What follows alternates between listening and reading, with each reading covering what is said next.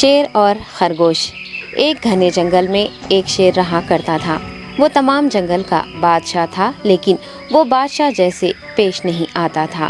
ہر دن بے رحمی سے جنگل کے جانوروں کو کھا جایا کرتا تھا۔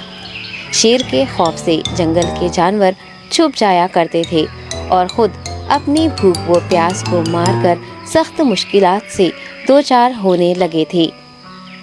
اس طرح کچھ دن بعد جنگل کے تمام جانور ایک مقام پر جمع ہوئے اور شیر کے شر سے محفوظ رہنے کے لیے سب مل کر رائے مشورہ کرنے لگے۔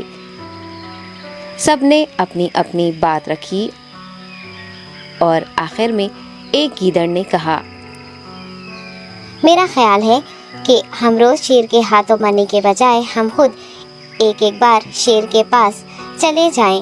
اس طرح روزانہ شیر کسی ایک کو کھا لے گا اور ہم سب اپنی اپنی باری سے چلے جائیں گے اور بلا خوف و ڈر سکون سے زندگی گزاریں گے۔ گیدڑ کے مشورے پہ تمام جانور رضامند ہو گئے۔ ایک بندر نے کہا، ٹھیک ہے، تمہاری بات بالکل درست ہے۔ موت کا خوف کرنے کے بجائے اپنی باری آنے تک ہم اطمینان و سکون کی زندگی گزار سکیں گے۔ جانوروں کی بات چیت مکمل ہونے کے بعد خود گیدڑ نے شیر کے پاس جا کر یہ ساری بات بتائی۔ گیدڑ کی باتیں سننے کے بعد شیر نے کہا، میں بادشاہ ہوں، اس لیے تم سب کی بات مان رہا ہوں، لیکن ایک بات غور سے سن لو۔ اگر کسی دن مجھے جانور ملنے میں تاخیر ہو جائے تو میں خاموش نہیں بیٹھوں گا اور دوبارہ تم سب پر حملہ کرنا شروع کروں گا۔ شیر نے بڑے غصے سے یہ سب کہا۔ شیر کی باتیں سن کر گیدڑ نے سر ہلاتے ہوئے حامی بھر دی اور وہاں سے چلا گیا۔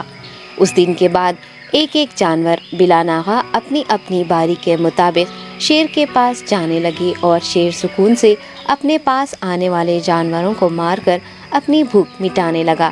یہ معاملہ ایسے ہی چل رہا تھا اور ایک دن شیر کے پاس جانے کی باری ایک خرگوش کی آئی۔ وہ خرگوش بہت ہی ہوشیار تھا۔ اسے شیر کے پاس جانا منظور نہیں تھا اور اس نے اپنے ساتھی جانوروں کو بے رحمی سے مارنے والے شیر کو سبق سکھانے کی ٹھان لی اور ایک اچھی تدبیر نکال کر آہستہ آہستہ شیر کی گفا کے پاس پہنچ گیا۔ تاخیر ہو جانے سے شیر کافی غصے میں تھا اور خرگوش کو دیکھ کر غصے سے کہنے لگا، میں نے تم سب کو پہلے ہی کہہ دیا تھا، دیر ہو جائے تو میں خاموش نہیں بیٹھوں گا۔ تم نے وعدہ خلافی کی ہے، اس لیے میں جنگل جا کر من چاہے جانور کا شکار کر کھا جاؤں گا۔ تب خرگوش نے شیر سے کہا، معاف کر دیجیے بادشاہ سلامت، غلطی ہو گئی اور اس کا ایک واجب سبب ہے۔ اطمینان رکھیے، میں بیان کرتا ہوں، آپ سنیے اور اس کے بعد آپ آرام سے مجھے مار کر کھا لیں۔ شیر نے پھر غصے سے کہا، وہ کیا بات ہے، جلدی بتاؤ۔ خرگوش نے کہا، بادشاہ سلامت، میں آپ کے پاس آ رہا تھا اور راستے میں مجھے ایک شیر مل گیا اور مجھے مارنے کے لیے آگے بڑھنے لگا۔ میں نے آپ کی بہادری کی بات اس شیر کے سامنے رکھی، لیکن وہ شیر آپ کے بارے میں بہت برا بھلا کہنے لگا۔ یہ سن کر میں نے غصے سے کہا، تم ہمارے جنگل کے نہیں ہو، ہمارے بادشاہ کے بارے میں ایسی باتیں مت کہو۔ یہ سن کر وہ شیر مجھ پر حملہ کرنے کے لیے تیار ہو گیا۔ یہ دیکھ کر میں نے کہا، تم مجھے مارو گے تو ہمارے بادشاہ تمہیں ہرگز نہیں بخشیں گے۔ تب اس شیر نے کہا، تمہارا بادشاہ میرا کیا کر لے گا؟ میں نے کئی ہاتھیوں کو اپنے پنجے سے مار گرایا ہے۔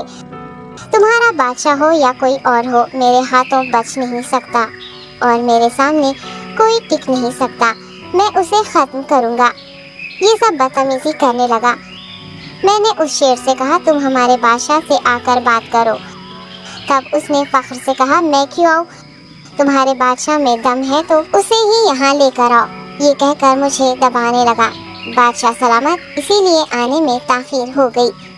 یہ سنتے ہی شیر غصے سے کہنے لگا، چلو ابھی چلتے ہیں، اسے ختم کر دوں گا۔ یہ سننے کے بعد خرگوش نے شیر کو جنگل کے درمیان موجود ایک کنویں کے پاس لے گیا۔ خرگوش نے کہا، بادشاہ، اس کے اندر دیکھیے، وہ وہاں آپ کا بے صبری سے انتظار کر رہا ہے، آپ اسے اچھا سبق سکھائیے۔ شیر غصے سے فوراً کنویں میں جھانکنے لگا اور زور سے دہاڑنے لگا۔ تب دوسری جانب سے بھی دوسرا شیر دہاڑتا ہوا محسوس ہونے